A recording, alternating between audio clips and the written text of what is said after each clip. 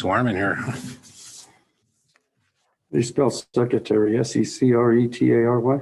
Yeah, Geez, haven't spelled that in a long time. yeah. Still have it a little bit, huh? Yeah.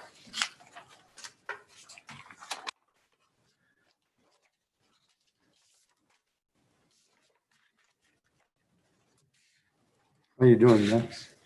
Doing okay. Good. I'll show you. The guy that texted me that stuff today. But you can believe me that they do call me.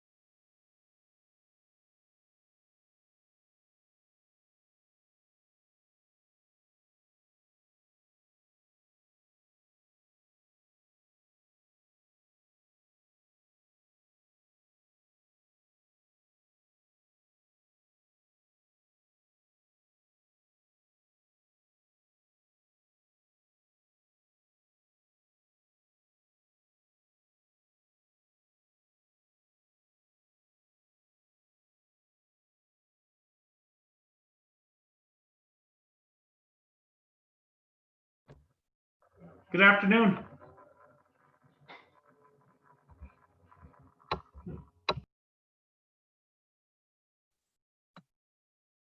Good afternoon. Whoa. Hello, Hello, is that you, Dion? hello, Dion. Hello, Dr. It's Best. me. I can't see anybody there at the boardroom. You want donut? There it is. There it is. Put that Coke down, Ron. Not good for you. Oh, Emily. Virtual donut. Where's the donuts from? Krispy Kreme. Oh, man. Coke and donuts. So, Must be nice. I'll be right there. I'll take a donut. Yeah, give me about 10 minutes. See, there's a lot of people that want donuts. Yeah. it's kind of learned it comes so much with you and I standing Mhm. here. Yeah, it's tough. It's And- hard virtual. And I kind of, How you doing, Dion? with 2 students. I'm good, Ron. Just busy at work. We've just been nonstop. Can't learn it. Go, go, go, go. I'm ready for Friday.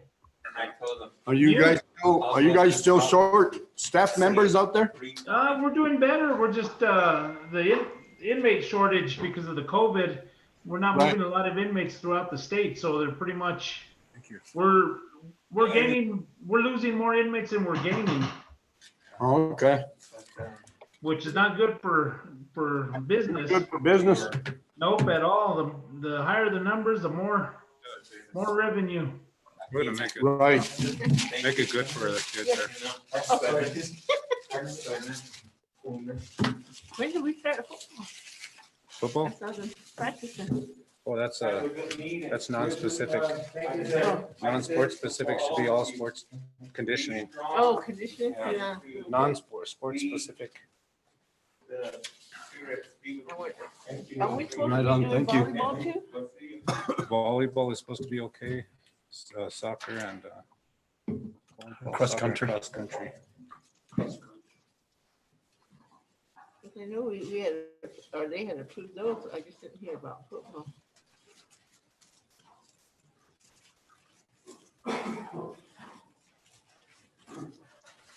Mr. Perez, can you hear Hello? me? Hello there. Hey, guys. Emily. Emily, how are you Hello? doing? The other Emily's over here. Oh, which Emily are you talking to? The Emily, Oh, okay. the one and only. Ron Ortiz. Hello, how Mr. you Guy. doing? Dion, are you there? Yeah, Dion's there. I am here. I'm just admiring those donuts that somebody took. I can see that. Of course, they're not sharing anymore. Yeah. That looks like a chocolate glazed donut there, Mr. Perez. And Yeah, chocolate donuts washed down by Coca-Cola. Look at those two. Yeah, really. Coca-Cola donut. See, that's what you miss when you don't come. Hey, watch that. If we go, then we're gonna have to kick somebody out.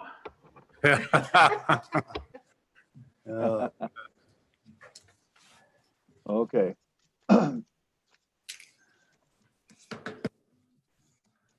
Let's see. Oh, we need to send a link, Dr. Martin. Send the link invitation if you can. Yeah, and Andy Sanchez, can you send that or? It says, it's under A Sanchez at Ed Lawyer.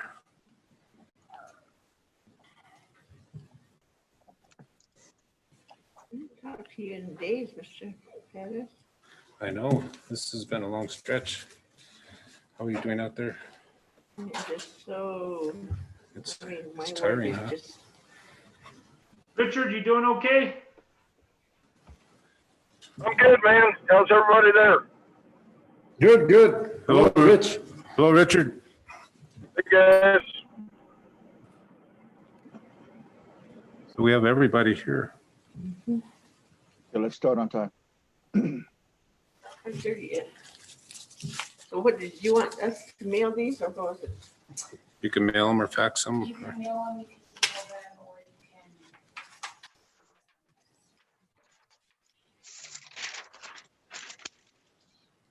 can. It goes in here? If you would like to mail them. And if you leave it here, we can pay for the postage from here.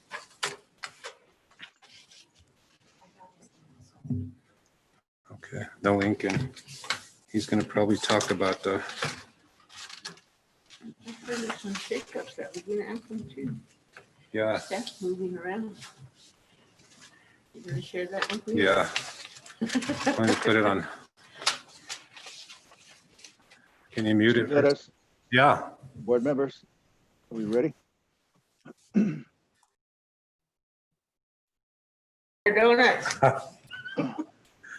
Okay, board members, audience, let us call this meeting to order at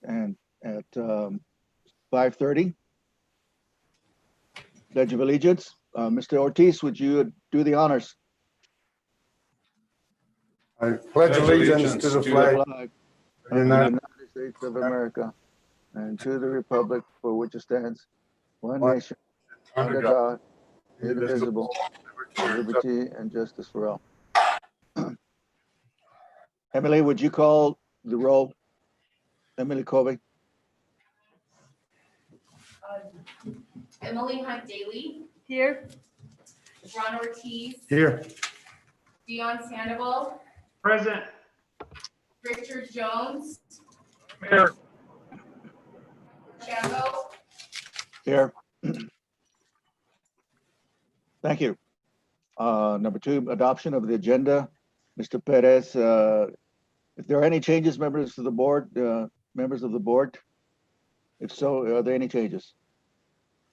If not, Mr. Perez. Mr. President, board, good evening, everyone. Everybody's online here. I recommend that we approve the agenda as is. Is there a motion? so moved. So moved by Emily, is there a second? Second. Second. Second by Dion to approve the agenda as presented.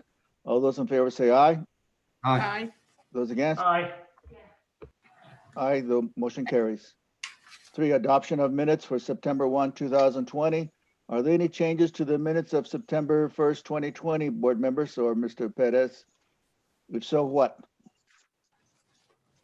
I'd like to make a motion to approve the minutes as presented. Is there a second? Second. Seconded by Emily. Motion was made by Dion, seconded by Emily to approve the minutes of September 1, 2020 as presented. All those in favor say aye. Aye. Aye. Aye. Those against? Motion carries. Before recognition. Mr. Perez. Yes, sir, Mr. President, board. This evening, we have a community member that's worked with the Grand Cibola County community area for several years now. I think we all know him, our partner in education here. He's been here through the years, working side by side, 3 years, side by side with. A little over. Yeah, and it's an integral communication with the post-secondary institution. We appreciate just a small token of appreciation this evening, Dr. Best, to wish you the best in wherever you're headed. But I do know that you also wanted to say a few words to the school board and the community this evening. So welcome. Thank you very much, Mr. President, board members, Superintendent Perez. Thank you for this opportunity to visit with you this evening. And thank you, Emily, for assisting me in getting tied into the meeting. Yes, sir, Mr. Superintendent, I just wanted to touch base with the board to ensure that you have received in full transparency, you're up to speed with regard to the most recent administrative restructuring change. In my conversation about 7 weeks ago at this point with Chancellor Arvizu of the NMSU system, he shared with me that due to economic downturn with regard to the impact of COVID, he has made the decision to eliminate the position of campus president at NMSU Alamogordo, NMSU Carlsbad, and here at NMSU Grants. That became effective for all three positions on September the 8th. I was in my role until close of business that day. Just for your information, what I'm doing at the present time is I'm on a supplemental contract for two reasons. One would be to assist the incoming oversight person for the three campuses. Speaking of, that is Dr. Ken Van Winkle. Dr. Van Winkle was campus president at NMSU Alamogordo. He was approached by Dr. Arvizu with the idea of having oversight for all three institutions. And so he accepted that role, and he and his wife have moved back to Las Cruces. I'm helping with that transition then now on the supplemental contract. I'm providing Dr. Van Winkle with contact information. For example, the Grants Cibola School Board via Superintendent Pettis. I will also email Superintendent Dr. Van Winkle's contact information to you. What I have done is updated him with regard to the processes and procedures that NMSU Grants is fortunate to have with the Grants School Board, Grants Cibola School Board. And so I'll provide him those updates.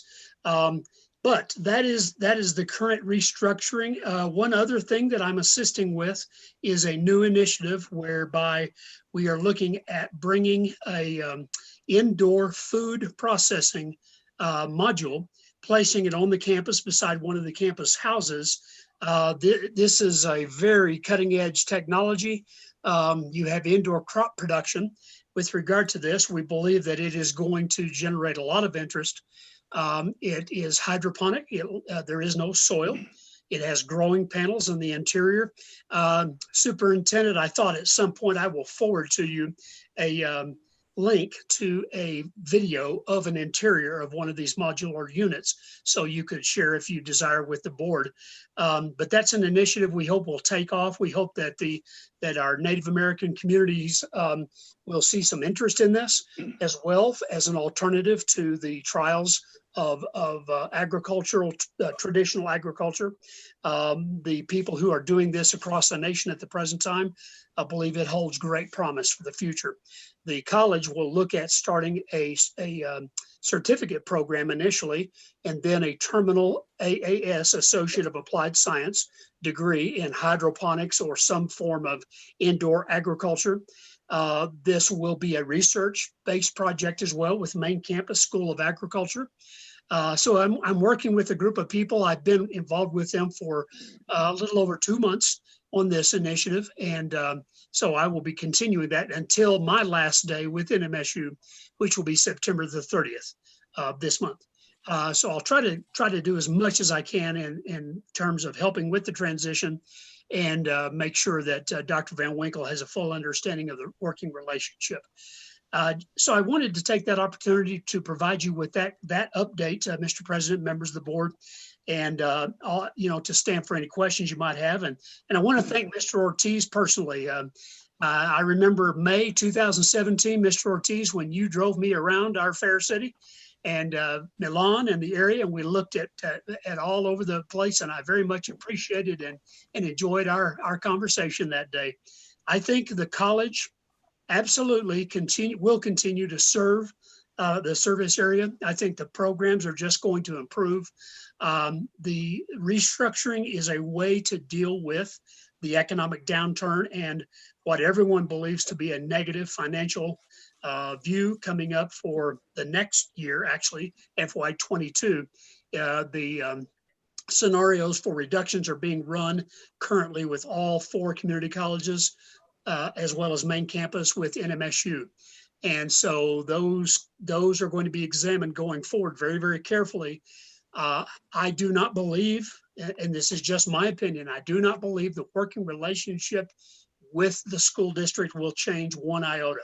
In fact, that is going to be my written recommendation to Dr. Van Winkle, is that this good relationship, an important relationship, to continue. That's going to be my heartfelt recommendation. Mr. President, you made the charge at our last budget hearing, and also with the meeting with regard to the 2 regents that joined in for the once-a-year face-to-face, one-to-one work session, you made the recommendation and request that the superintendent and campus president work closely together.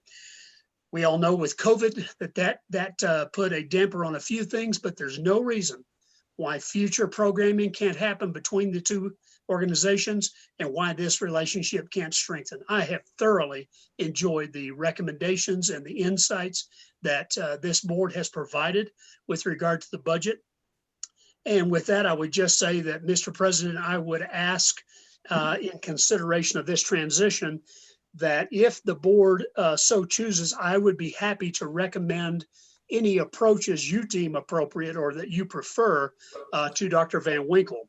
By that, I mean, one option would be, for example, to request that he always attend the budget hearing, for example, or the once a year regent work session with members of the Grants-Cibola School Board. With that, Mr. President, I'll be happy to try to answer any questions anyone may have. Board members, any responses to this recognition of Dr. Best?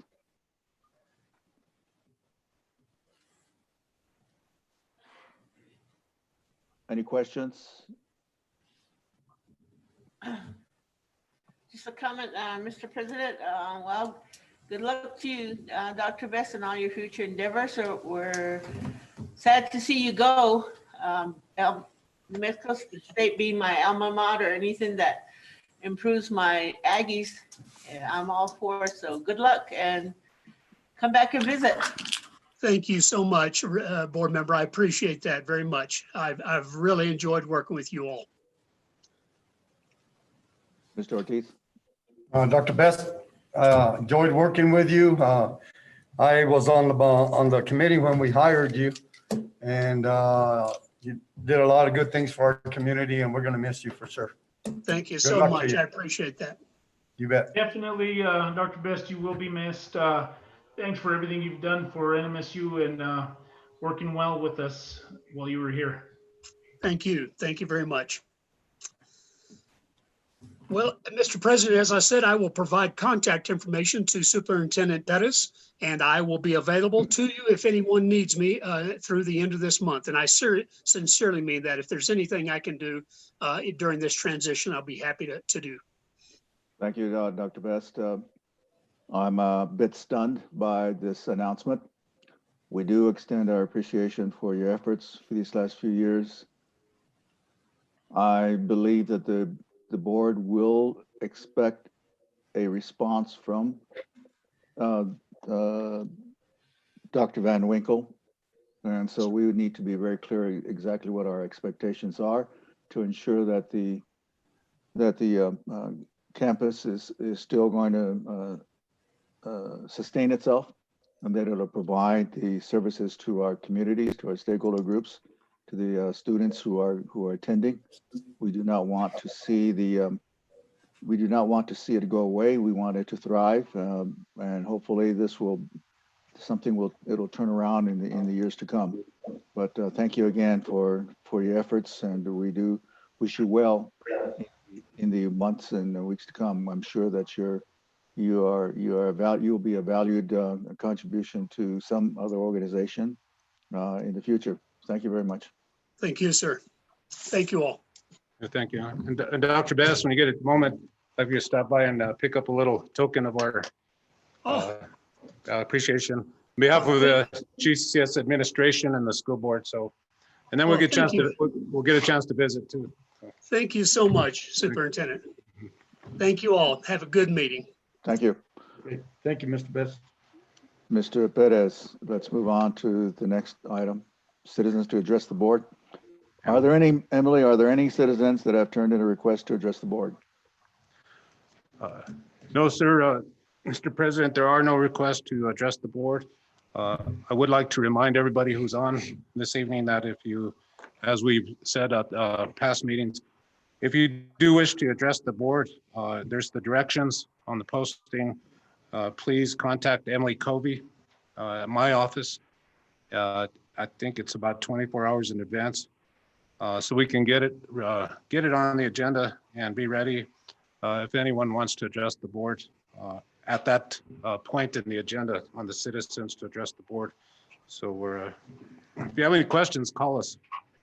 285-2603. Thank you. Thank you. Mr. Perez, let's proceed to presentations. We've heard from A, Dr. Best. Let's move on to B, overview of reentry survey results. Yes, sir, Mr. President, Board. As you know, we are in the midst of collecting information constantly from all of our stakeholders, teachers, administrators, parents, and want to hear voices and get a good pulse on how the community is looking at the new world that we're in with education. We have put out a couple of surveys. One was a few weeks back, and we shared the results with the board. And then we did another survey just recently that's similar. And without going into a whole lot of the detail on that survey, there was about a 27% return on the staff, and then I think about a 22% return on the community survey. But generally, the pattern began at the first survey. Pretty much it leaned on the side of let's remain virtual through at least through the rest of this year. And then the second survey, it shifted just a little bit to where we're about midway. I think it's safe to say half the survey respondents leaning towards remaining virtual, half the survey respondents lean on the other side of beginning to bring some students back. We will continue collecting that information. We are meeting, having a lot of discussion on what approaches we should bring forth to the board. And I have to let everyone know or remind everyone that we are continuing, and if you remember, we've been reporting to board since March with all of the safety protocols. We bought all the PPE necessary. We bought sanitizers. We have our custodians trained on properly sanitizing, so on and so forth. We have temperature gauges, as we've talked about, at every site, masks, face shields, those kind of things. Mr. Perez, are we not going to talk about that later on in the under your superintendent's report? Yeah, the only point I was trying to make, Mr. President, is that along with the information from the survey results, it seemed the question came up with parents is that they're willing to come back as long as we have followed safety protocols. And I just want to ensure everybody that we have taken every possible safety precaution and follow the guidelines of PED and so on and so forth.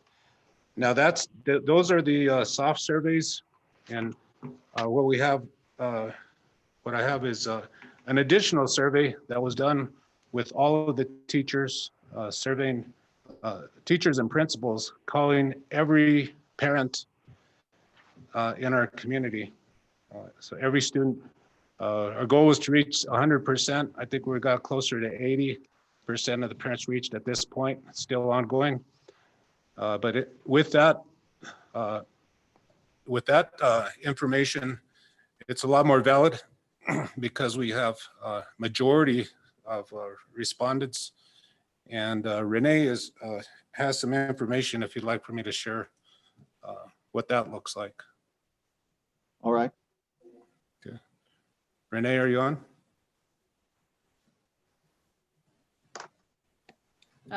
Mr. President, members of the board, Superintendent Pettis, yes, if I could share my screen, it'll fall in the lines with the academic progress report. I can share the details of the survey right now, if you'd like. Do you want me to share my screen? Yes. Yes. Okay.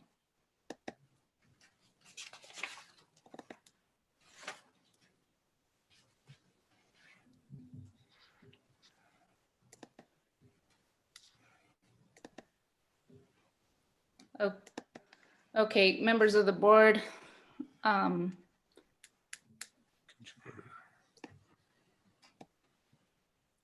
So like Mr. Perez was describing, the district has taken a deeper level, another approach to surveying families. This approach, prior to making any decisions. So we have used an interview style process by making personal contact with every family. Every principal had set up a system in place to contact each parent by phone. The goal, like Mr. Perez mentioned, is to contact 100% of our families to get a picture of what every school and every grade level looks like after the survey is complete. So we ask these simple questions, 3 questions. These are the questions that we're getting tremendous phone calls on. Are you willing to send your student back to in-person school via 50% hybrid model? If yes, are you willing to send your student back during the first semester by mid-October? And then a general question would be, what would prevent you from sending your student to school in a hybrid model? So we were able to, out of the 3,269 students contacted, we were able to contact over 70% of our student population. So this survey here, this number has increased as we speak because this survey is live. And so parents are still getting contacted. So this number has increased as we speak right now. So to the question, split by school, that answered yes. 1,282 students answered yes, which is 55% of our population. As we proceed in all the surveys, what we're noticing is the percentages are not changing a whole lot. So when we break it down into secondary, elementary, and K3, it looks like it remains. As we increase the number surveyed, the percentages are standing around 50%. However, if you look at percentages based on every area, we're noticing that some are really high. 72% answered yes at Blue Water, that they're willing to bring their kids back. However, in the Cuvero area, 36%, and it fluctuates on whether they want to come back to school or not. Overall, when you average everything out, it continues to be a solid percentage out of the whole population at 55%. We also surveyed all of our teachers in the same way. Each principal called every teacher. At this point, again, this number has increased as we speak. It's a little bit higher, but it's remaining steadfast at 54%, steady at 54%. You break it down again into site, and it looks like total responses that we had, but total that said yes. This is teachers personally interviewed. There's 16 teachers at Mount Taylor that are comfortable coming back and 30 that are not. And so when you look deeper into this area, looking at breaking it down by clusters, this is how it looks. It's a solid give or take 50 to 60%. It looks like 9th and 12th are decreasing. So we went a little bit deeper, talked to a lot of students, walked into a lot of classrooms thinking maybe it's just the parents that are afraid to bring them back. What are the students thinking? And some of the students' thoughts are, some are still fear coming back. They miss their friends, but one of the students reported, I don't know what my friends have been doing. I'm afraid to come back. However, I do miss my friends. Some are stating that online learning, they're learning a lot more. Some are ready to come back a full 100%. Again, it remains 50-50. It's hard to see one outlying the other. If you break it down by site, there's one site that none of them want to come back. And there's one site, 70% of the teachers want to come back. So it fluctuates. And going back to this one here, again, we're staying at a steady pace at 50%. So with this survey, we were able to take the student name, student address, parent contact, so that way we know exactly who these students are that answered yes. We know exactly who said no. So if there is a decision made, this will prepare transportation and a layout of what each grade level will look like. If there's an overwhelming amount of fifth graders that said yes versus kindergarten, this is going to help principals and transportation once a decision is made to have what the classrooms will look like. This will also help prepare the classrooms with the PPE protocols. This is the results of the survey. I can proceed further, or if you have any questions. Questions, board members? If not, proceed.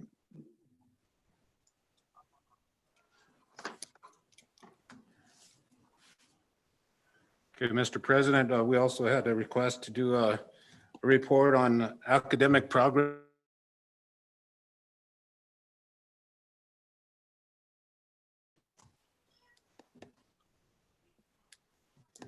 Ms. Sanchez? I think I got cut off a little bit.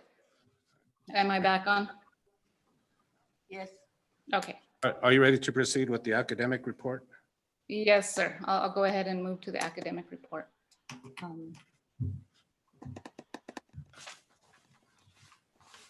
Okay. Again, the purpose of this report is to see how we're continuing working towards our standard aligned learning system. There's a lot of barriers out there and a lot of details based on interviewing of parents and community members. We want to make sure our desired outcomes are lined up. Leaders support student learning and systems aligned to our district goals. Teachers provide instruction aligned to the standards. And when we look at district goals, it continues to be academic achievement, social, emotional, and so forth. The key updates that come with this report are connectivity. There has been throughout this process barriers and next steps. Our barriers are decreasing. We have been able to connect with a lot more families. The secondary schools all have one-to-one devices. Grades 3 through 6 have devices, not all Chromebooks, but they have a device ready. There is an exception with some families that did not have connectivity. So the contingency plan was jetpacks. We've decreased our number because we've delivered over 250 jetpacks to families to remedy. As I look into student engagement and a little further into attendance, we're looking deeper into our 6th week and looking what student engagement looks like. As you delve into the student classrooms, we see some teachers very engaged, students active, and then we see some areas where it's harder to engage students. We're delving deeper into that using the observation process where principals are walking into classrooms to look deeper into the engagement to meet the academic standards. Senior plan and progress. We're looking at all our seniors early so we can have an early system to have a plan in place for our seniors. Right now, each principal that has seniors, we have a plan in place looking at all the at-risk seniors. Any of the seniors that are just facing some credit recovery are working with a support team. If you go deeper into grade level clusters, each cluster has different needs. And so there's systems in place to meet the clusters at every grade level. Our attendance average at this moment in time is we have an average of 521 students district-wide based on our enrollment, which is 3,267. It's about a 15 to 19% absentee rate. With that, some of these students, it's not all because of connectivity. Some of the students are absent and they do have full service. So there is plans in place and truancy liaisons working with each family in that area. The counselor team and the teachers are working really hard on the social emotional learning, on the impacts of virtual learning. And we've also had support from Engage New Mexico and the Graduation Alliance. We received some good news from them today that we were going to send in 500 student names. They increased the number and included kinder through 6. So now we can send about 800 students. And it's not all at risk. It's students that are lacking engagement, students that need another motivator. And this team is gonna give me weekly reports on coaching students through this process. So that is an exciting support system at that point. If we go into how we're assessing engagement, assessing work, our collaborative structure, our PLC is very, very strong. Right now, when I look into, and I've attended a lot of the PLCs, it's still embedded. That system has not changed. I see teachers reviewing student work. They start with that standard for review. They're looking at the different ways assignments are portrayed in expectations. The measures and interim assessment, we're gonna come up with our next interim assessment on October 19th. This is gonna be our first quarter. So we're gonna have a measure on how they're doing on the standards, a little more general measure. And so we have teachers coming in to vet the assessment on October 5th, 6th, and 7th to make sure it's the assessment and it aligns with the standards that we taught K through 12. Once that assessment and vetting is complete by all the teachers, then we will give the assessment so we can have a good picture on how our district is doing on the first round of standards.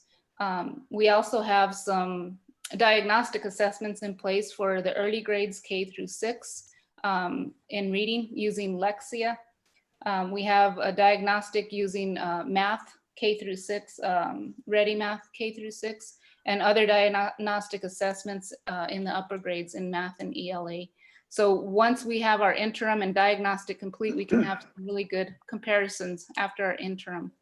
A big part of the PLC structure has increased is student feedback, how they're doing on the assignments. And so immediate feedback is critical process. And these PLC, this structure is really critical to keep things moving at the rate we are for planning and next steps. Along with student feedback, we're looking at how students are doing as far as progress reports, so we can keep students meeting the high expectations that we have. Question. I have a question. Going back to the other slide, Renee. This year's seniors, did we have any fallout? Are you talking about a senior plan in progress? Did we have any serious fallout from the students, especially those last year juniors not, how would you say, being in school for the last month and a half and preparing for their senior year? Did we give them special attention or make sure that they were on track? The juniors, you mean? Yes. Okay. Yes. So we're going all the way down to the freshman level to make sure we don't run into the problem where they're having credit recovery at this point in time. So not only are we giving it to the juniors to make sure they're on the right track, we're going down to the freshmen, and we do have some freshmen in credit recovery, and we want to make sure we capture it early. For the most part, we had a good group support from Engage New Mexico, where they helped our district move some of the seniors forward towards graduation. So yes, we have worked with our juniors. And did we involve our parents in all the steps so that they are too self-assured that their seniors are going to be ready and equipped at the end of this year? Yes, parents are the #1 engagement as we're working through the support plan. It's involved in the system of contacting parents and progress reports. Okay, thank you. You're welcome. Any other questions? I got one, Renee. This is Ron. On the elementary level, have you got calls from parents with students getting a little bit behind because they're not understanding how to use the the computer, and then the parent doesn't know how to use it either. So I'm getting some calls and wondering if you're getting calls to see how we can help them. I brought up this question from the beginning, because it was going to be an issue with the parents and with our lower grade levels. So, some of these parents are wanting to get back into the classroom because I think it's very important for the student to see their teacher, and that way they have that face-to-face interaction with their teacher and students. So I'm just wondering if you're getting a lot of calls from our elementary level. Yeah, I can tell you, I've gotten the calls from early kindergarten to seniors feeling similar thoughts on the challenges. With kindergarten, I've had some parents call me and needing a little bit of coaching through the process. Sometimes the stories are a variety. For the most part, we're trying to just take care of one at a time. The calls are decreasing at this moment in time, though. They're starting to get comfortable. Teachers, when we talk to them further, they're starting to get better at what they do and guiding some parents and grandparents. There is indeed parents with a family of 6. There's foster parents. There's parents that have one child that they're at a point sometimes running out of options, but they are reaching out, and we have been able to resolve one at a time. The teachers are working really hard connecting with them. So I'm going to tell you, the calls were overwhelming the first 2 weeks.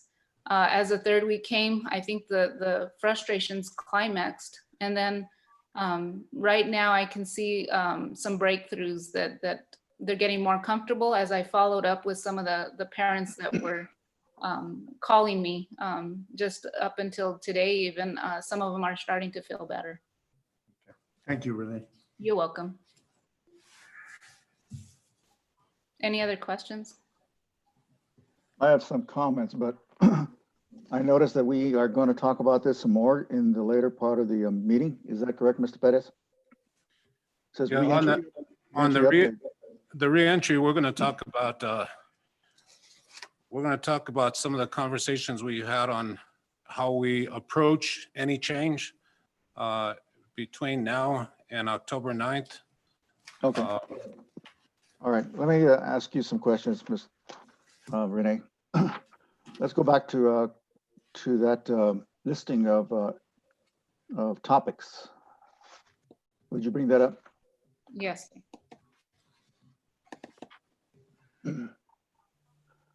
Okay. When I look at connectivity barriers and next steps, one of the issues has to do with connectivity. We do not have data there that tells us the extent to which connectivity is still an issue. How many students at each school are not connecting, and has that improved since the last time? Do you have that information? Yes, I have the numbers, but it's not updated, but it has decreased. I can pull up the information. The reason it's not live right now is because the principals are going into a deeper level. For example, Cuvero broke it down into grade level and sent me an email because we have seen improvements because of the jetpacks. So for example, Cuvero has, off the top of my head, kinder, it shows that they have 6 students. First grade has 3 students, and they're decreasing. Cuvero has a total, theirs was, and the reason I'm using Cuvero as an example is because theirs was the one that was the highest need at this moment in time. Theirs decreased from over 120 to 47. And out of those 47, there's a contingency plan. Cebolleta, we're down to 7 students that need a contingency plan, and we're working on those plans. And right now, Cuvero is working on giving the rest of the desks and desktops. And so each, now that we're going into the granular level, I'm talking and interviewing each principal so that way I can get a valid update so the numbers are accurate. I'd like to add that this data also includes they're color coded on who's been addressed, who hasn't, who's still in the middle. And there's comments by every student about where they're at with their connectivity. Yeah, it has a detailed, yes, like Mr. Pettis said, their address, exactly where they're at and how long they've been waiting for connectivity. Some of them that we connected for jetpacks, there was at least 12 families that we offered a jetpack originally where they needed one. They ended up getting internet connection and offered to deliver the jetpack to someone else. So as soon as I gather all that after the principal meeting, I can have a detailed update during the week. So that way you can see how every site looks. It's just taking a little bit longer to interview each principal. The anecdotes are helpful, but we need the data. We actually need to know how many and how long is it going to take that connectivity is resolved by school. Okay. And some of these issues have been, as we know, have been there since we began. And so those students who are not connecting are not experiencing success. So student engagement, that is an important issue. How well are they attending to the lessons? I have some other questions on that, but I think we'll have to wait on that. Senior plan and progress report, I think Emily mentioned that. Are the parents involved? Every student must have a next step plan, and the parents need to sign off along with the student has to sign off on that. So everybody needs to know whether or not the student is on track. You talked about grade level clusters. I don't recall how it played out. Attendance, average absences. I don't know how that compares to the previous year, whether that's the average absenteeism rate is abnormal. It sounds like it's abnormal. Yeah, enrollment is 3267. What compare that to last year? What is the enrollment from last year? I don't know what that was. 3340, I believe. Okay, now we're getting to the time when we have to document the enrollment for funding purposes, and that's coming up in about 30-40 days. So we need to make sure that we have an enrollment that does not drop below what we had last year. And then finally, in social emotional learning, that is an issue that I've had parents talk to me about. Some kids are even left by themselves, so they don't know. They're having difficulty in trying to address their own learning needs if there's no one there. And some students, especially those students who have some disabilities or have some challenges, may deserve more individualized attention, and they're going to have some difficulty with trying to feel that they can accomplish the tasks that are necessary. I know what it was. You had professional learning communities, and those professional learning communities are key to trying to resolve this collectively, so that when we identify students who are having difficulty, they put their heads together and they help each other to try and resolve the learning problems that are existing. I think that's really very, very important. Teachers by themselves should not be individually trying to resolve these things. They need to work together, because this is the new instructional approach that is really going to be difficult. So I think we need more data. We need to make sure that we hold our administration accountable for trying to get all of these students connected. And we need to communicate with our stakeholder groups, using our staff, our liaisons, whoever else, to make sure that we are reaching out to those students. That's all I want to comment on. Mr. Pettis. Mr. President, Board. So I'd just like to add that we are utilizing all of our resources that we possibly can, including liaisons, Engage New Mexico, our teachers, our principals, our staff. But a point of clarification on the connectivity, although it looks like a large number, and it is a large number, it's alarming for all of us. We have those challenges as all districts do, but those numbers that are not connected, it doesn't, I don't want anybody to get any kind of thought that they're just completely disconnected. Schools are doing a very good job at delivering packets to those students. They're also doing a very good job at downloading lessons onto USB drives and having those delivered in different ways. Every school's gotten creative, and we're making sure that if we're not connecting to them electronically, digitally, we are connecting to them manually. Of course, we still got a few that are very difficult to get to, but we're reaching a large part of those students that are not connected with computer through other means. So, thank you. I was just comparing the data that we had with respect to the responses on the surveys that you did, Renee, those questions, and you had a number of parents who are saying that they would prefer to have the students come back as compared to those who said it's okay. You know, there are all different reasons why parents want to have their children return back. Some of them because it is challenging in itself to try to keep them at home, or they're finding that the students are having difficulty in mastering the learning that is expected of them. And those who say that they like to keep them there, I'm not sure whether or not that reflects their confidence that their students are able to successfully master the content that we provide them. So while on the one hand they want them to come back, on the other hand they don't, but that doesn't tell us whether or not the students are going to do well. Either way, I think that we have historically had a significant percent of our students who are underachieving, and we've got to make sure that we recognize that there will be those students will continue to underachieve unless we have a strong academic program that tries to overcome these challenges in delivering instruction through virtual learning.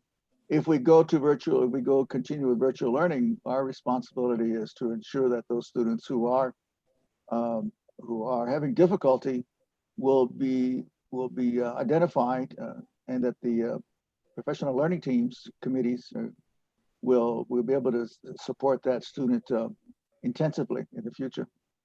Thank you. Thank you, sir. Mr. Pettis. Yes, if you're ready to move on, sir, I'd like to Yes, move sir. on to action items. Mr. Pettis, we have a student. Would you introduce us to the student? Yes, sir. So first action item is consideration of approval for Brianna Darby to graduate high school early.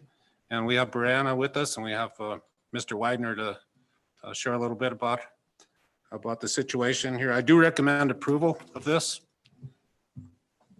Mr. Widener. Mr. Widener. Good evening, Mr. President, members of the board, Superintendent Pettis. It's my honor to come before you tonight and talk about Brianna Darby. I'm holding here a senior credit check. We're looking at Brianna's courses. Brianna and I both started at Grants High School at the same time. So technically Brianna should be a junior now. We've been there 3 years.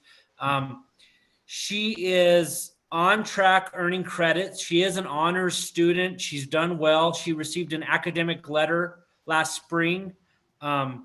She currently has 11 credits that she needs to attain this school year to be able to graduate. That's 22 half credits. So what we do when a student's working to graduate early, they become a member of our career center. They take Edgenuity courses. And so she has 22 sections that she has to attain between now and May.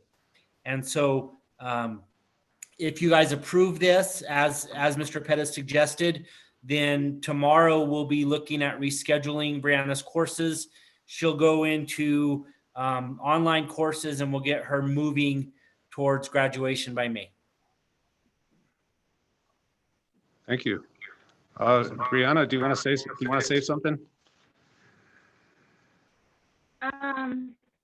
Actually, I'm supposed to be a senior this year because Mr. Widener said to be junior, but I'm a junior right now, but I'm supposed to be a senior. So I Yes. want to graduate from the original class.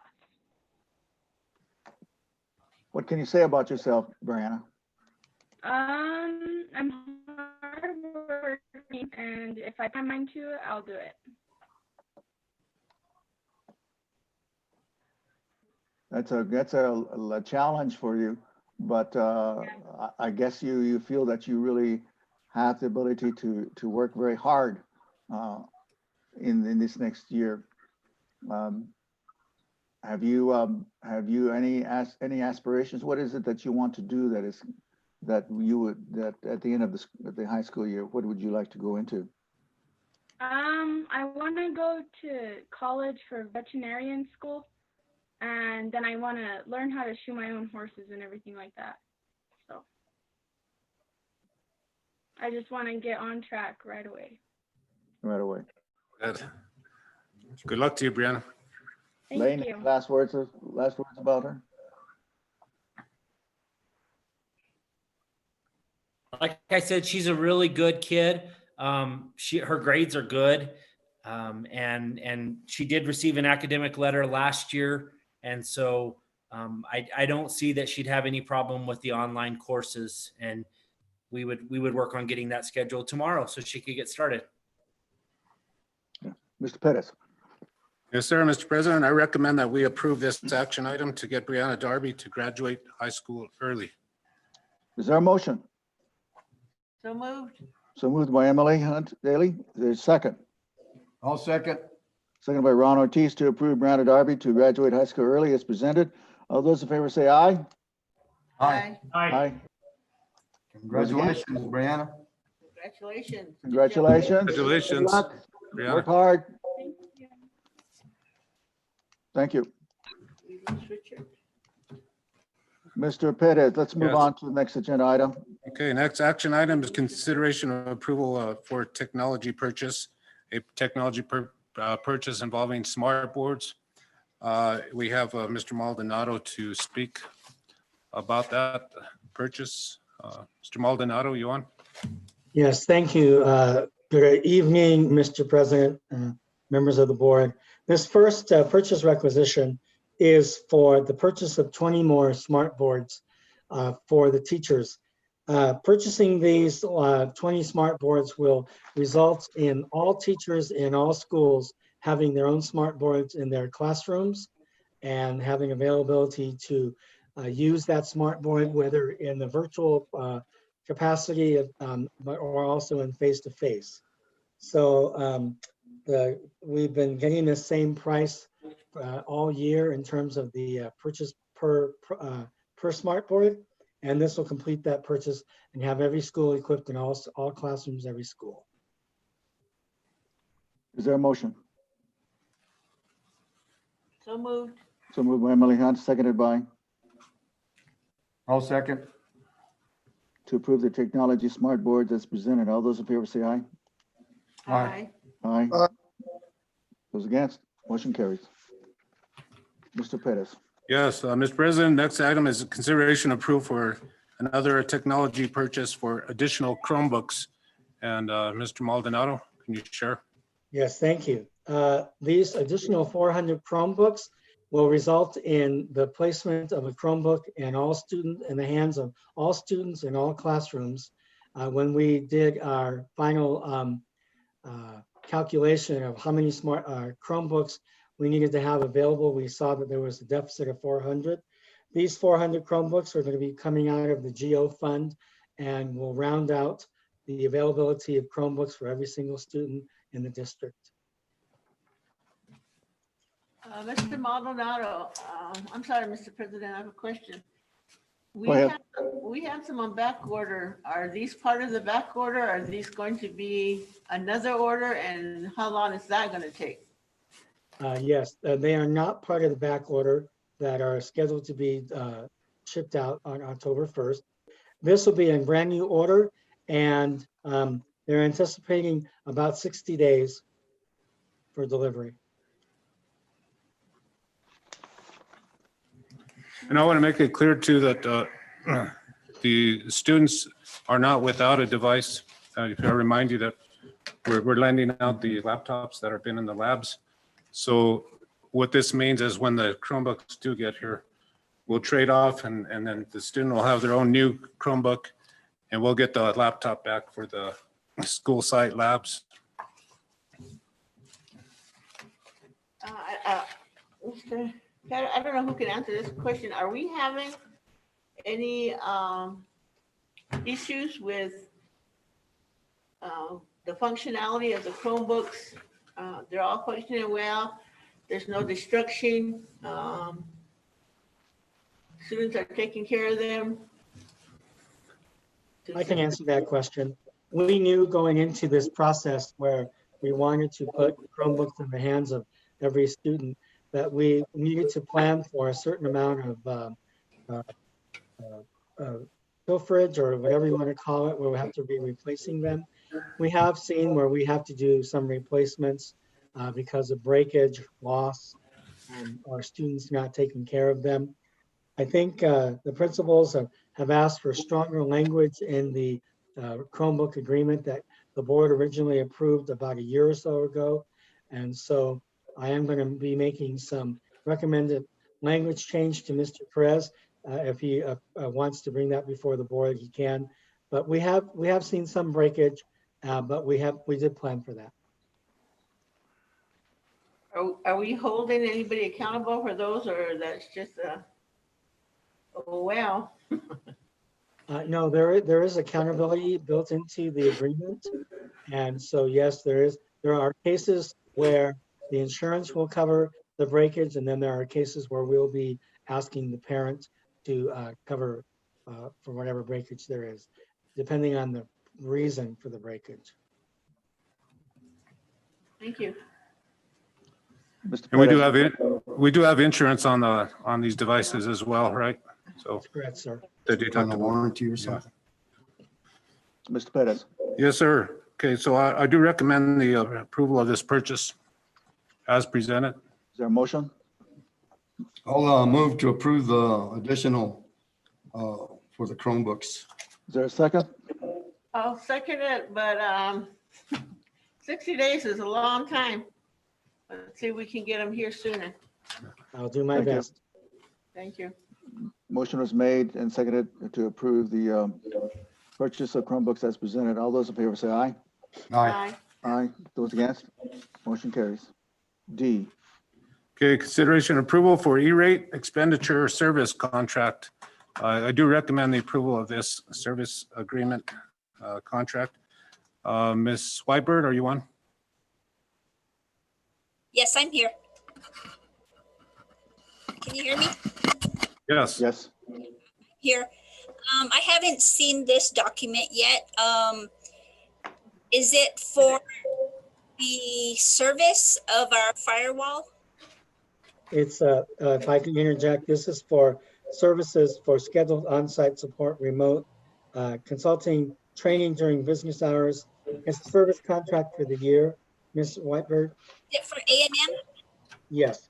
Okay, so this contract is for support of our brand new firewall that we're going to be installing here shortly.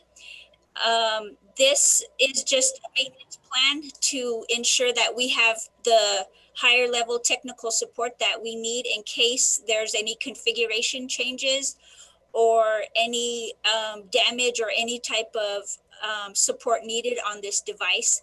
The total cost is, I think it's approximately $128,000 total for support for the entire year. Since it's an E-rate purchase, our portion of that is 15%. So if we do use those service hours, we will only be charged 15% of the total cost, only for this amount of hours that we do use. Okay, that's. So that's $19,000. Yes, $19,000 net. yes, out of pocket for the district, approximately $19,000. I also want to point out that through the E-rate program, we're scheduled to get a rebate just over $96,000. So that also, I'm looking at the net effect on cash So with that portion of that, we also, so we're not looking at very much cash outlay in real cash to the district. Right. The 96,000 is for our fiber construction that we recently completed. It was our 2016 fiber construction project to Cabero, Laguna, Blue Water, San Rafael, and Milan. We're getting that reimbursement back from that year. However, we are currently in the process of billing so we can get another reimbursement for services for the 2019-2020 school year. So we'll be getting additional reimbursements then. Okay, I'm a little bit confused, Raquel. You said you hadn't seen this? We did originally submit the purchase request, but I have not seen a PO yet on this, so. Yeah, we haven't converted this to a purchase order yet because of the amount. We needed to bring this to the board before we were able to create the PO. Okay, I would suggest in the future that Mr. Raquel also be able to review this before it's brought before the board. Yes, thank you. Raquel, did you generate the description of the request? The agreement? The purchase request is based on the quote that we received from the vendor. Yes. Okay, so you actually did see the description of the agreement. The description should be E-rate funding year 2020 firewall support. Yes, I'm looking at it. What I'm saying is that you have seen the, you knew what the quote was. You already knew the terms. Yes, yes. And you knew the actual amount. What we're looking at is not the purchase order. We're looking at the purchase requisition that once the board approves it, it then is converted into a purchase order. Yes, that is correct. Okay. The only part I was confused on was wasn't aware it was being presented this evening. So that was my fault. Thank you. Mr. Pettis. Yes, sir. So, Mr. President, Board, I recommend that we approve this service agreement. I have one question for Steve. Mr. Maldonado, on the tax part of it, why weren't we taxed for the smart boards or the Chromebooks? And yet we're taxed for this part of the technology. Yeah, the district legally is not allowed to pay taxes on products, so like the smart boards and the Chromebooks. However, we do have to pay gross receipts tax on services provided. Okay, that's just information for me. I just wondered. Thank you, Mr. Maldonado. Of course. With that, I'll move to approve that recommendation. E-rate services agreement. Is there a second by Dion? The motion was made by Ron Ortiz, seconded by Dion Sandoval. All those in favor say aye. Aye. Aye. Those against? Motion carries. Thank you. Let's proceed. Okay, next item is consideration approval for the Mexico School Board Association Policy Services Advisory 208. And there's a copy of the policy, proposed policy, and it's actually an addition, an addendum to our current attendance policy. And all it does is tailor our attendance policy a little bit more towards our virtual learning. This was recommended by the state that we have this policy approved before September 30th. I don't, and if you review the policy, it doesn't make a lot of change, but it does utilize language that's more specific to virtual learning than had been there previously. So with that, I recommend that we approve the policy for compliance with the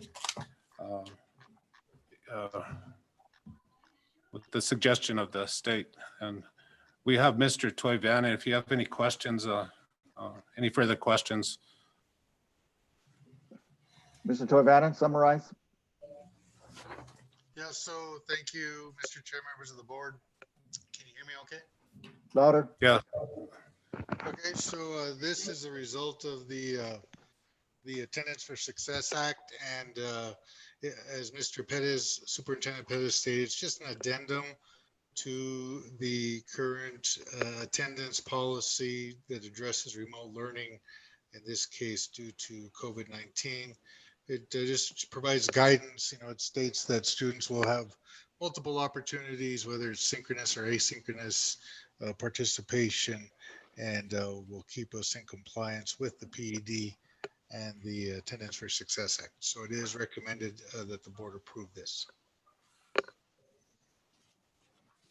Mr. Pettis. Yes, sir, Mr. President, Board, I recommend that we approve this action item as presented. Is there a motion? Motion made by Dion, seconded by Richard to approve the policy service 208. All those in favor say aye. Aye. Those against? Motion carries. Thank you. Mr. Pettis. The next action item is consideration of approval for proposed resolution agreement for the OCR case 09-19-1269. I do recommend that that the board accept or approve the resolution in the agreement between the Office of Civil Rights and Grand Cebolla County Schools. And I've asked Mr. Sanchez to share a little bit around that. Mr. Sanchez. Thank you, Mr. Board President. Good evening, board members. The agreement was pretty much how we discussed it with regards to that. It is an agreement that follows along the lines of a lot of things that we were already doing with regards to the issues with regards to Native American instruction. We've been able to, for the most part, codify what we were doing and clarify areas where we could probably do additional and devote additional time and resources to doing with regards to the OCR complaint and compliance. The OCR was the one who offered us the resolution agreement. We went ahead and considered it, made some changes. It's been through several edits between the lawyers and between the administration. And we believe we have a document that has timeframes that will be good for reporting to OCR, as well as making some of the changes to better clarify some of the activities that we were already engaging in, and clarifying and better defining other processes that we do with regards to Native American education, with regards to gifted, as well as the advanced courses that we would be offering at the high schools. If you have any questions, I'm certainly free to address any questions you may have. Board members, any questions?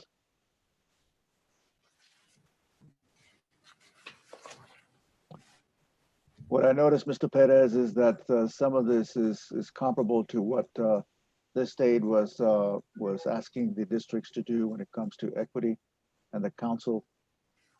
That's what I noticed right off the bat, is that the state and this particular resolution are attempting to accomplish the same thing, that we are to try and to do our best in a very organized fashion with policies and procedures to ensure that that there is equity, racial and ethnic equity when it comes to, and also for students with disabilities, ensure that we address those who are gifted and exceptional, and provide the appropriate types of testing, and provide and ensure that the student assistant team processes are well developed and implemented. That's what I can see right now. I looked it over, and I think that it's a very it can be meaningful for us to implement this faithfully in the months to come, according to the timeframes that they set forth. Mr. Pettis. Yes, sir, Mr. President, that's correct. And we also we're going to improve our advertising of advanced courses and gifted programs. In addition, we're setting up and developing a reporting process so that we can, like, as you said, be very organized in reporting this information to the OCR, and make sure that we're all in alignment with our expectations. I think we all want the same thing in the end, the best services we can for all students. And this is another step in improving that effort. So thank you. Thank you, Andy, Mr. Sanchez. Thank you. Anyone else? Seeing no other conversation, Mr. Pettis, your recommendation. I recommend that we approve this action item as presented. Is there a motion to that effect? So moved. So moved by Emily Hunt Daly. Is there a second? Second. Second by Dion Sandoval to approve this resolution.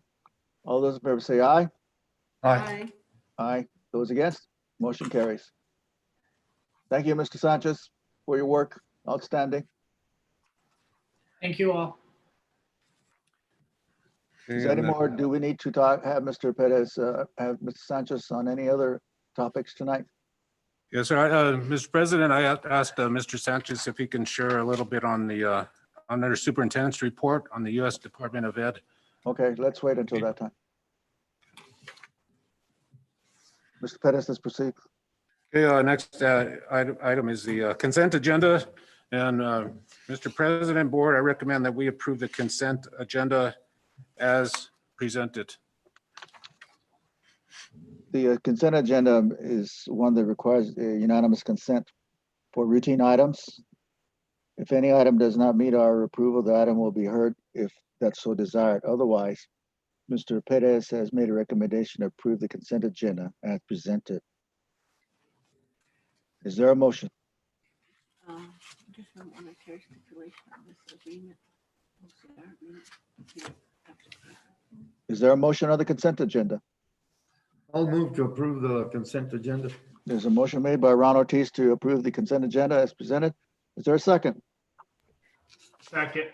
Seconded by Dion Sandoval to approve the consent agenda as presented. All those in favor say aye. Aye. Aye, aye. Those against? Motion carries.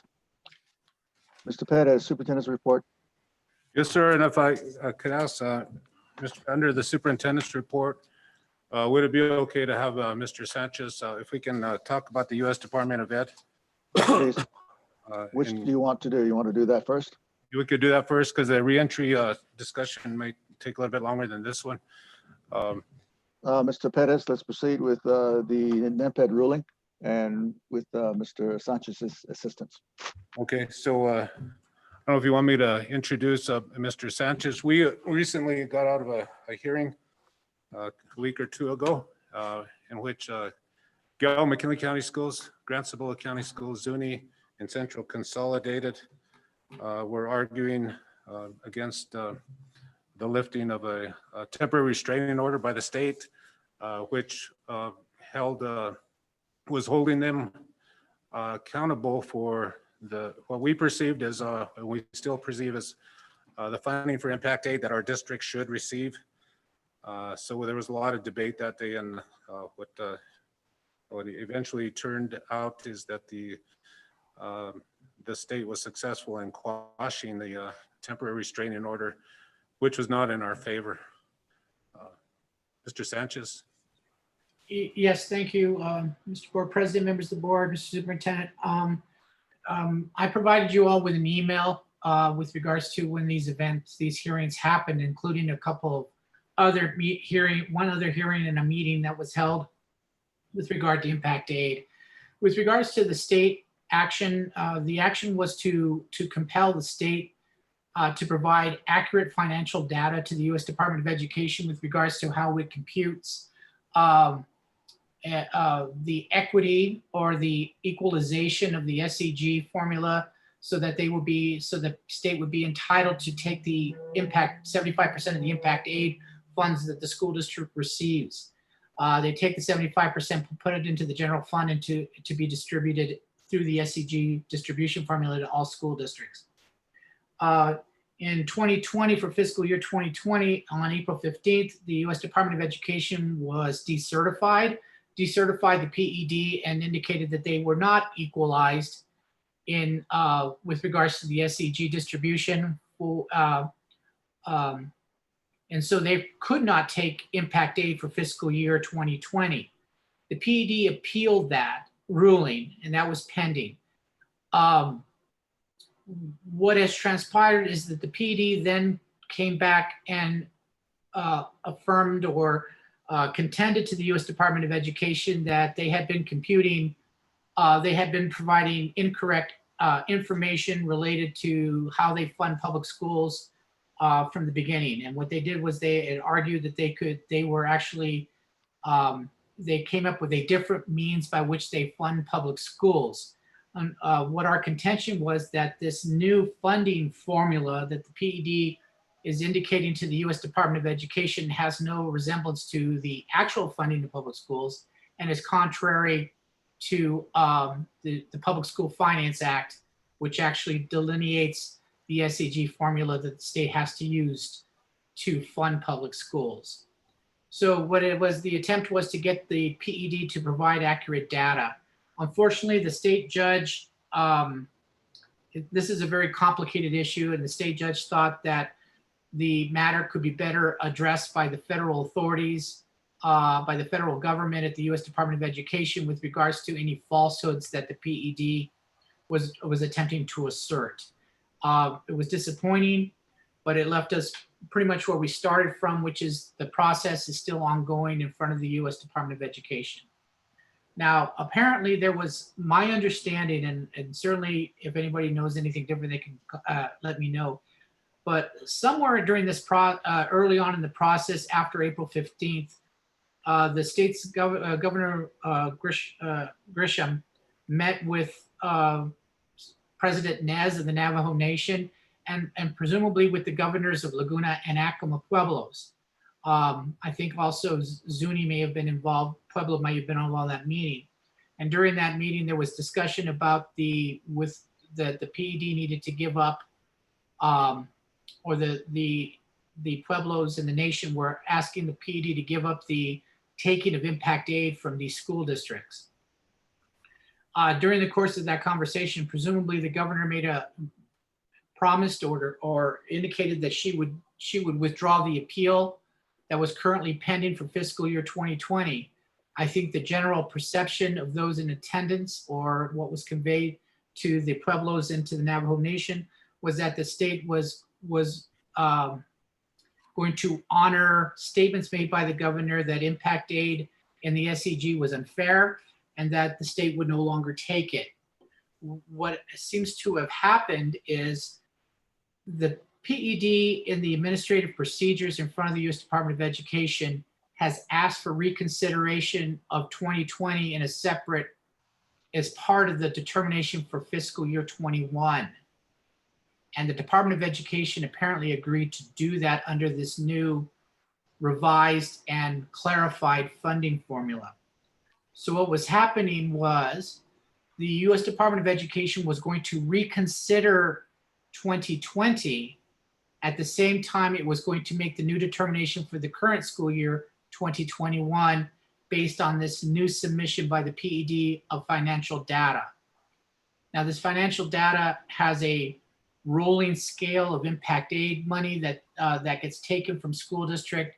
It is now incorporating SB 9 money. It's a very complicated procedure in which the PED is alleging that this is how schools are actually funded, even though our past experience that your business manager and every business manager has experienced that that's not how they fund public schools. Well, that was going to happen predetermined. So the PED did request to drop the appeal as promised to the Navajo Nation and to those certain Pueblo governors. However, it was an empty gesture because the PED was counting on that predetermination for 2021 would also reevaluate 2020. So in other words, they were still going to be trying to get the 2020 money, and even though they were trying to withdraw the appeal. This pretty much came solidified during a lawyers meeting that we had just prior to the administrative law judge hearing in front of the U.S. Department of Education, in which the PED confirmed that their withdrawal of their appeal was completely contingent on them having the 2020 reevaluated as part of 2021, as part of the deep predetermination. As you can imagine, the hearing in front of the administrative law judge in front of the U.S. Department of Education was contentious, as we argued that that was inappropriate, wrong, and that the the funding, the withdrawal of the appeal by the PED had to be, should be considered a final act with regards to fiscal year 2020, not allowing the PED to do anything further, to appeal it further, and the Department of Education had to accept it as a final determination based on its April 15th determination. The PED objected to that. So the administrative law judge has ordered briefing, staggered briefing, in which the Department of Education needs to brief first that the administrative law judge can accept the withdrawal of the appeal and it becomes final. And there will be no further consideration of 2020.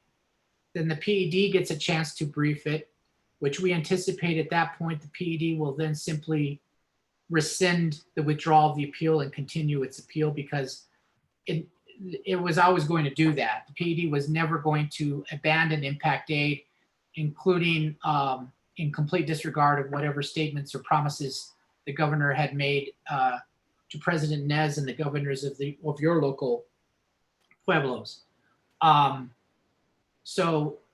then we get to brief at the end with regards to whether it should be final. All of that briefing will be done by December.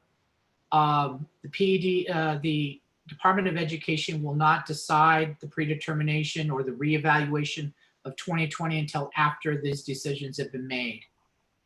In the meantime, the school districts are continuing to submit data to the U.S. Department of Education to demonstrate that the PD has been less than truthful with regards to the funding data that they've been providing, and that record closes on September 30th. We may need to ask for an extension because Zuni and Gallup provided extensive IPRA requests to the PED to get financial data related to this, and they have now not refused to turn it over, but will only turn it over after the record is closed on September 30th. So we're still working on that particular issue. But that's where we are right now. We're trying to create a record at the federal level, because if we can create a record at the federal level of what the PED is doing, then there's only one more administrative appeal, and that's to the Secretary of Education. And then after that, we can appeal to the 10th Circuit Court of Appeals to have judicial review of all of this. So we want to include what the PED is doing with the funding data, and we want to include the attempts by the PED to get 2020 reevaluated as part of 2021. So at this point, we're just trying to create a record so we can get to a federal court quickly. With regards to any state action, we're at this point, we're not necessarily thinking that we would advise any of the 3 school districts or the 4 school districts to think about an appeal of that state action, because any remedy would come well after this fiscal year is over. So we're thinking about continuing on with the federal administrative process and to get to federal court if we have to. My understanding is there was an All Pueblos governors meeting several days ago. They were briefed by Zuni and the school people from Zuni Pueblo. So I think that there's some sort of request that representatives of the 4 school districts meet with the All Pueblos Council so that they could understand what was going on and ask and see where they could assist in what service and what the Pueblos could do to assist in terms of whatever the school districts are doing. There's also been some dialogue with regards to the Navajo Nation and whether or not the nation wants to, certainly are asserting political pressure, but I'm not sure if they're going to do anything else. Any questions? I know that was a lot. I hope I didn't speak too fast, but I'm just trying to give you guys generally, it follows along with the emails that I've sent you after each hearing. Board members? Mr. Perez, any other? Yes. points? Yeah, I'd just like to just make a point that during this process, I didn't expect it to go this quickly, but Governor Herrera, Laguna, and Governor Valle Acoma we're both very willing to support this effort. And I just wanted to publicly show my appreciation for for them being willing to engage in this. Mr. Perez and Mr. Sanchez, is there a reason why we did not submit an IPRA? The IPRAs that were sent were all, they were sent by Ms. Hanks and Mr. Romaine, who are the primary witnesses with regards to the putting together the financial data on it. So it went through there. There was actually anything we would have sent would have been just redundant to those requests that were already pending and were sent in after the last hearing. So we think we have a good idea of the financial information that's coming from where we need to get it from. And I know that the PED has responded by issuing IPRAs to every school district involved in the impact aid litigation. So that, to be honest, that's just a reciprocal of the IPRAs that they received, and I can't characterize them as any more than getting even. None of this data is actually relevant to anything the PED is doing. They're doing it simply because they can. All right. Board members, we're basically familiar with the funding of our school district, and we know that every year we complete our budgets, and it's based upon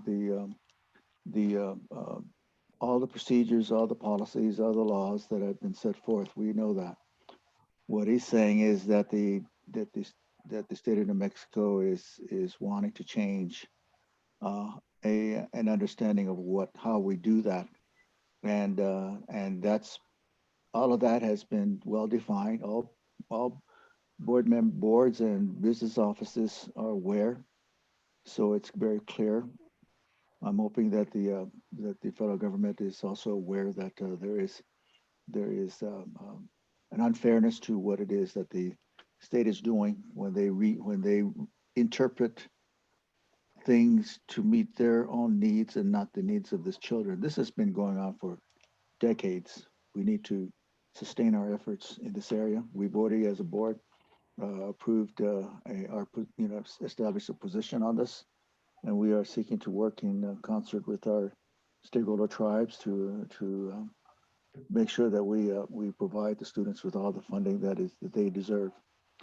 Mr. Perez. Yes, sir. So there's no action here, Mr. President. Thank you, Mr. Sanchez, for sharing the information. Yes, keep us informed. Keep you updated. Thank you all and have a good evening. Thank you. Mr. Perez, proceed. Okay, Mr. President, Board. So the other item under Superintendent's report is the update on reentry. A very, very important decision. As we talked about when we submitted our original reentry plan that we've been working on since March and refining every day since then, as early as late as today, this morning. We are thinking things out very carefully. We still remain in virtual, obviously. We did talk about the 30-day check where we look at the landscape and see where we're at. We've done that. We've stuck to that. I'd like to share a little bit of information and then talk about a timeline. If we choose to go a different route, it seems that a turning point would be the next quarter. And that's of course going to be after a little more information sharing and more discussion. But we have a board meeting October 9th, and we have a new quarter starting October 19th.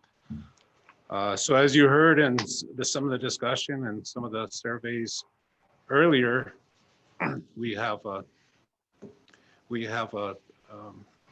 opinions on both sides, and both are valid. We have challenges and we have pros and cons on each side of what we do with our any changes in our mode of delivery on the one hand, and we acknowledge and respect both. So some districts including us, are remaining virtual. There's some that have started hybrid, as you've seen on the news. And there are opinions on the extremes where some would like to have all of our students back immediately. And then there's some on the other side. The one thing I have to add is we will remain following the rules. You know, the PED does have some parameters. And right now the parameter is we cannot bring anyone in more than 50%. That's still in discussion. The discussion is 50% of what? 50% of a roster, 50% of a school building. And you achieve 50% and still able to keep the 6-foot distancing. That is it's kind of a hot topic between the superintendents and the state right now. So I think what it's going to end up, just if I can predict this, and just based on what I'm hearing, my perspective, is that we're probably allowed to bring in up to 50% as long as you can safely space them 6 feet. Now, I'm talking only if we all, as a communities, decide to start to bring some students back in some way, shape, and form. We know that there's opinions that are asking, let's stay virtual for as long as we can. But there's the other side where we have the concerns about socio-emotional aspects of things. We have concerns about the connectivity. Some students are just not able to connect. We have concerns about the quality of education suffering because we know that face-to-face is the primary way to deliver education. On the other side, we have many students that are showing great success. Some are choosing, families are choosing to like it better than face-to-face in some homes, some high schools. We were looking at all of that. We're also looking at respecting the lands, the executive orders of not only the state of New Mexico, the executive order that Governor Vial puts on, lays on Acoma and Governor Herrera at Laguna. So all of those things we consider. And as I started to talk about earlier, through all of this time, we have installed shields, plexiglass shields. We've had followed research compliance on separating desk and furniture in classrooms. We have the misting, top of the line misters for classrooms. We've had a lot of discussions with transportation about what does that look like. Our transportation coordinator is very much up to date on how we can, if we do choose to bring students back, where we're at with the number of students per seat. And so we've detailed it out so that if we do choose, and if it's brought before the board that we choose to bring back students in any way, we are prepared as far as the safety protocols and doing everything we possibly can. One of the things, for example, that came up more recently is the filtration of the buildings. At first, they're requiring a MERV 13 quality filter for the schools. But then immediately following that and looking into it, we found that those MERV 13 filters do not work. What they do is they'll counter the life of the HVAC system. In some cases, they'll destroy an HVAC system because it's trying to force air through a filter that's not, that the air just won't go through fast enough. So there's a lot of issues around that. So I think that is continuing to be a discussion at the state level with where are we going to be with and what must we have in place before we can have the students come back in.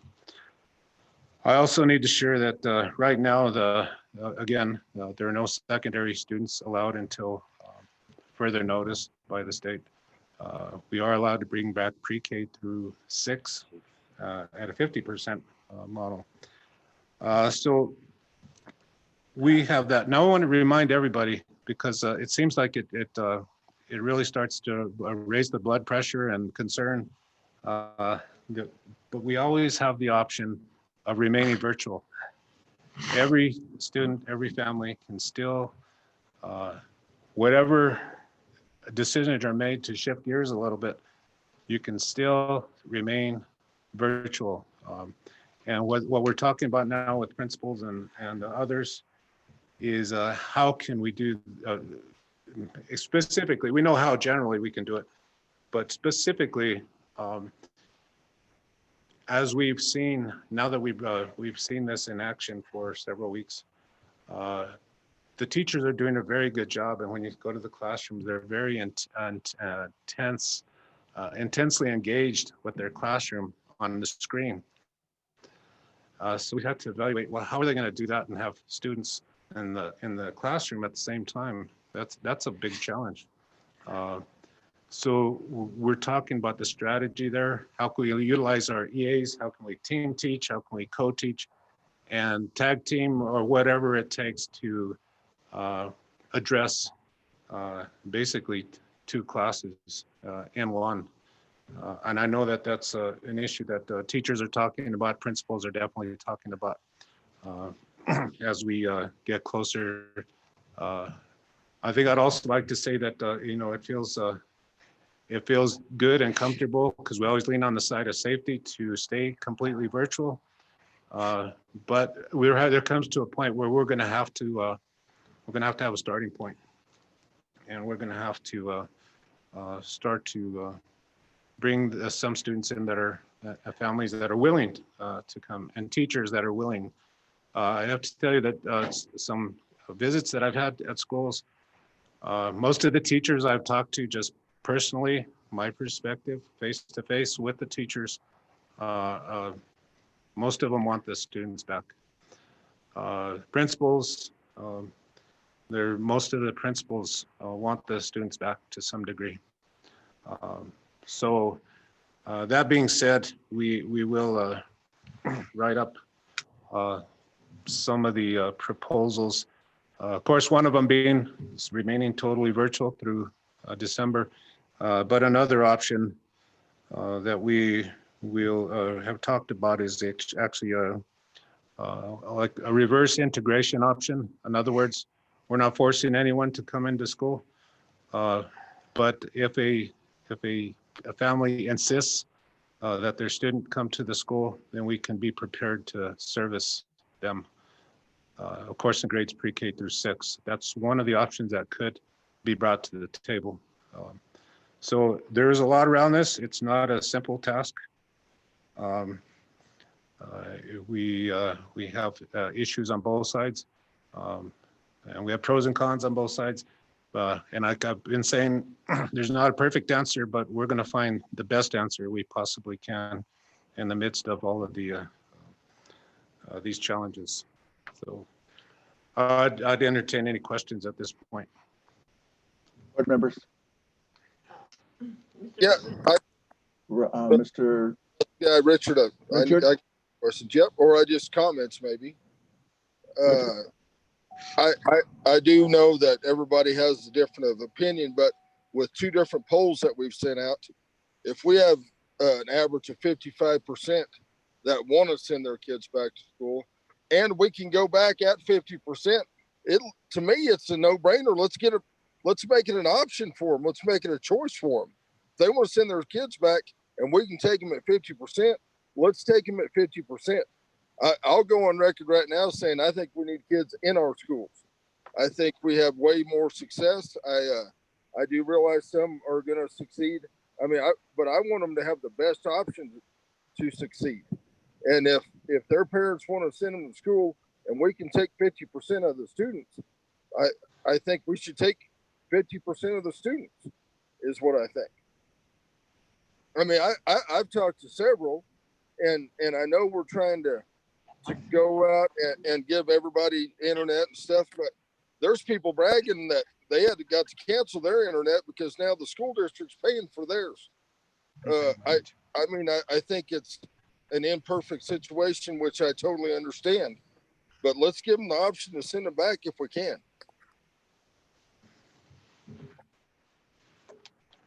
I'd like a question, Mr. President, a question for Mr. Pettis.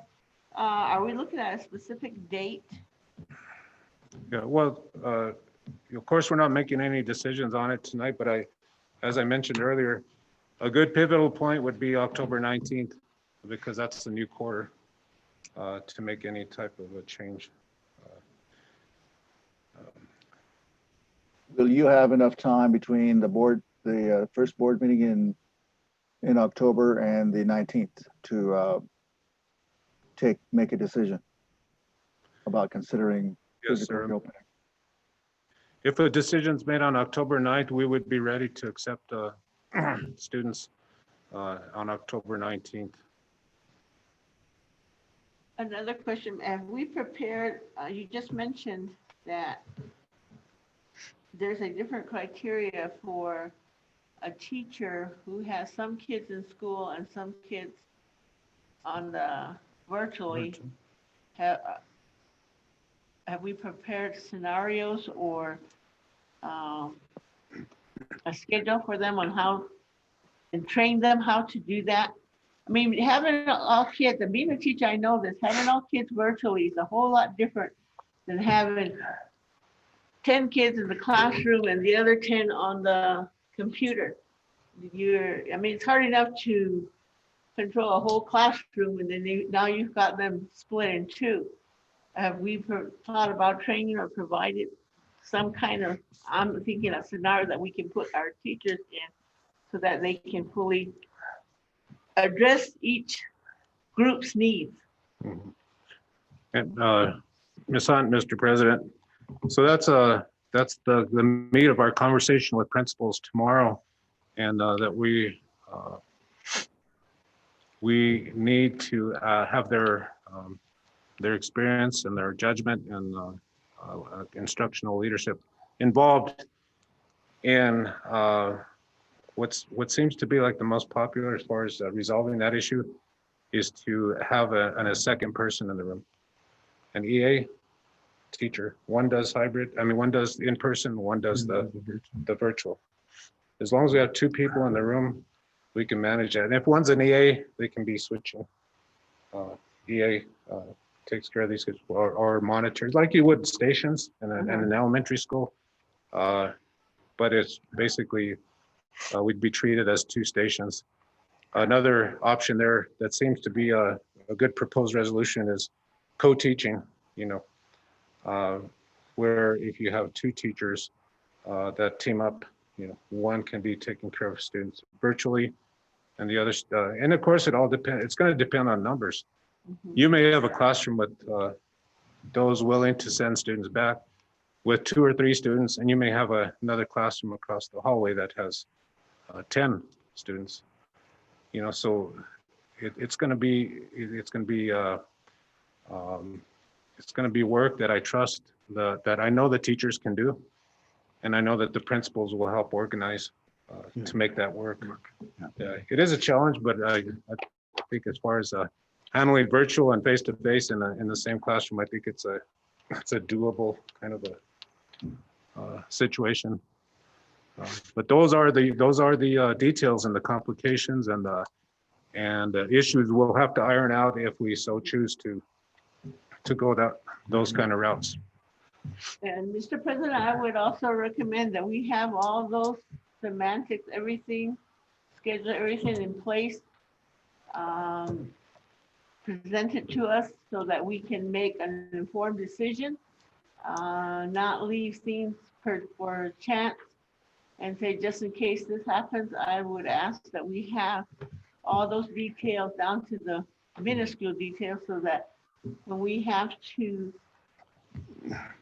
get questions from the parents, that we'll have the answers for all of it.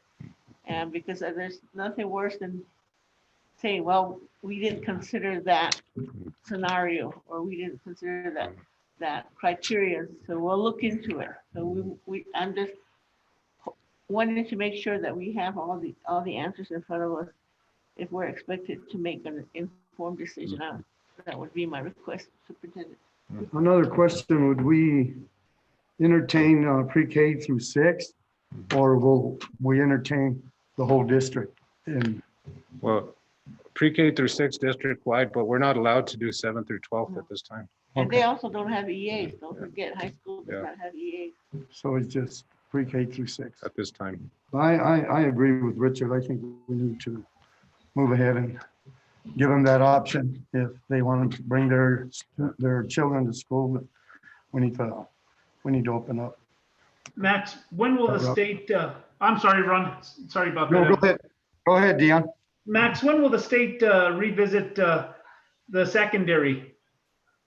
That's a good question, Dion. We have not been given any information on what the timeline is for that. Yeah, it's, all in all, it's going to be interesting to see where, gauging the students after. We're saying right now, that how they're performing. But, we all know that this versus being in a classroom isn't the same. I agree with Ron and Richard that the sooner the better.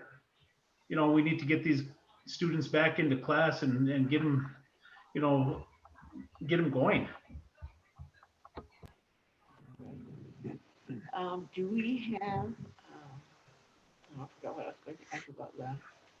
Did we get our reentry plan approved? Yes. Okay. Yes. So our reentry plan has been approved, and the thing is, there is a checklist that goes. It's more simpler. It's a lot more simple than the total reentry plan, but a checklist. The state asking us that we a basic checklist that we have items taken care of before day one with any students in the classrooms, and that would be accomplished before any of this took place. I'd just like to add too that just for clarification, because some of the comments made, please understand that we have the capacity of 50% if we choose to go that way. That's the cap.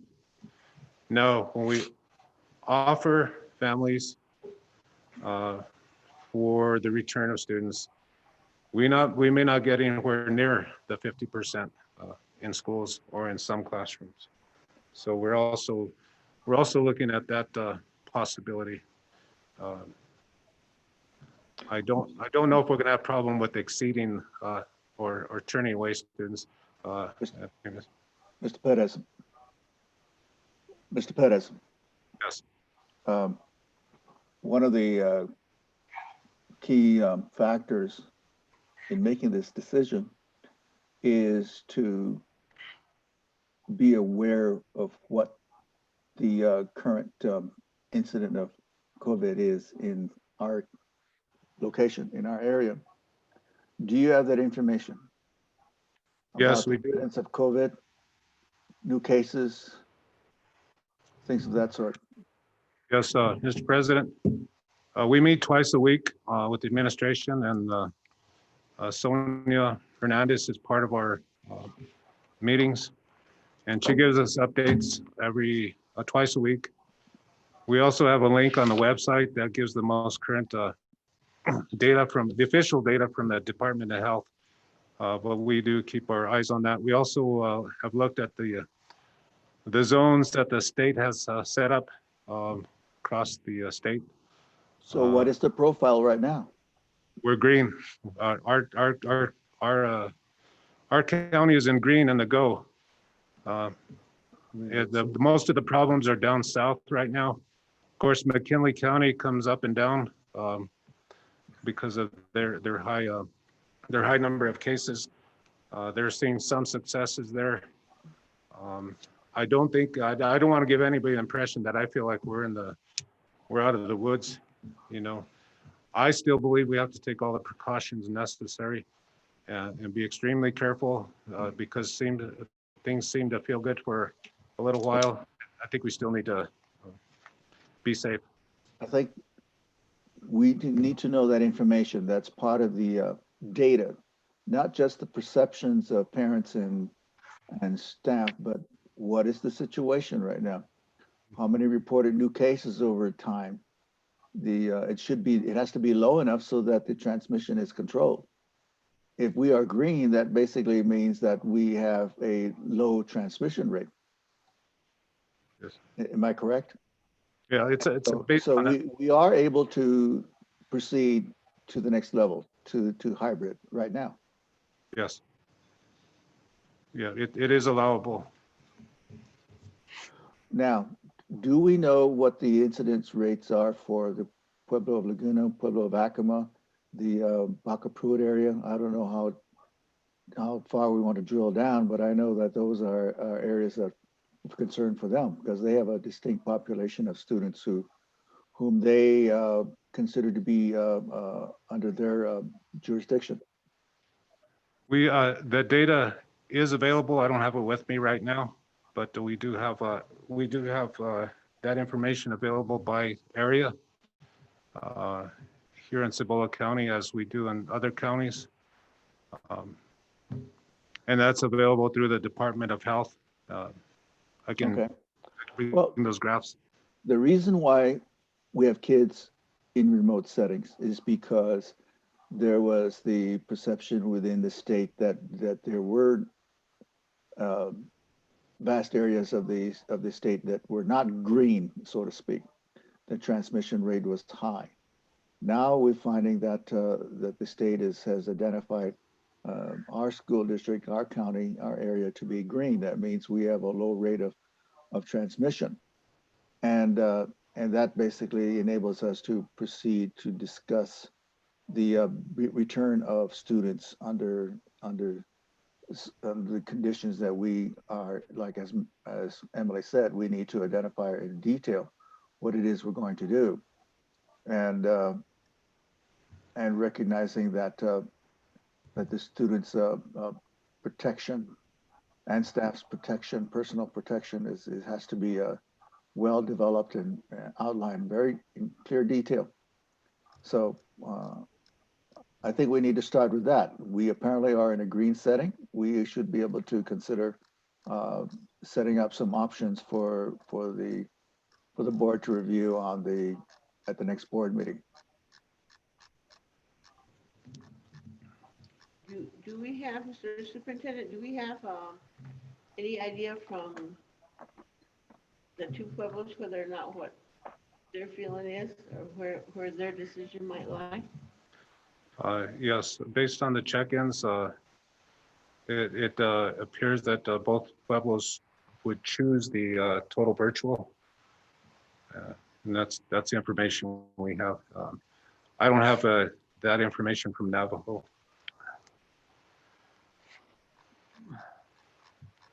Well, we have until the 9th to collect all the information regarding any factors that are going to help the board make a decision.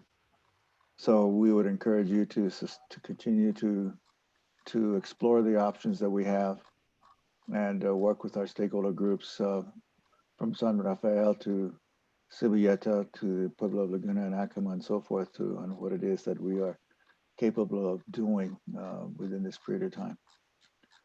And we will approach that subject on the 9th. Wait a minute. What's the next board meeting? October 9th. Let's see. October 6th.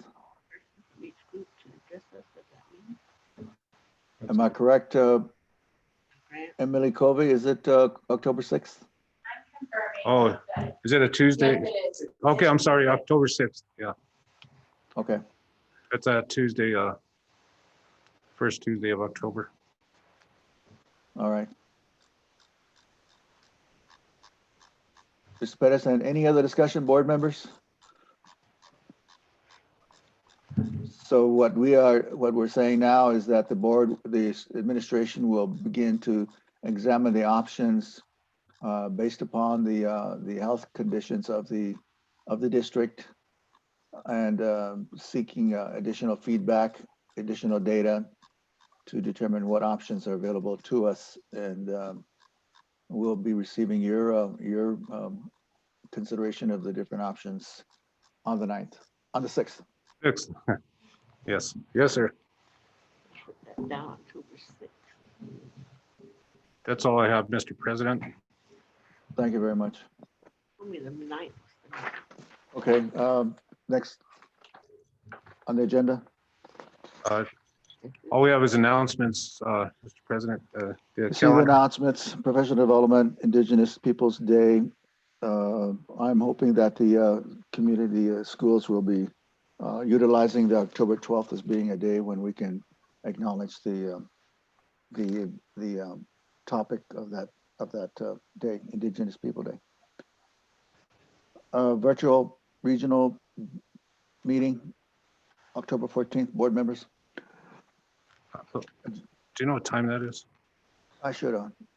Well, it's going to be on the, it'll be virtual, so October 14th. probably in the evening. We'll send an invite. And I'd probably like to get an idea of who's going to be able to attend that. I better attend. I haven't attended that for a while, so. Future agenda items. Let us know, myself or Mr. Pettis. Mr. Pettis, is there anything else? That's all I have. Move to adjourn. Is there a motion? So moved by Emily Hunt. Daly, second. Second.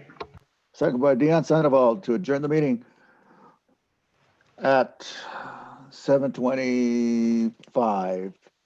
All those in favor say aye. Aye. Aye. Those against, motion carries. Thank you very much, board members, and all of the staff members who participated. Mr. Perez, we will be in touch. Thank you, everybody. Good night. Thank you very much. You may end the meeting.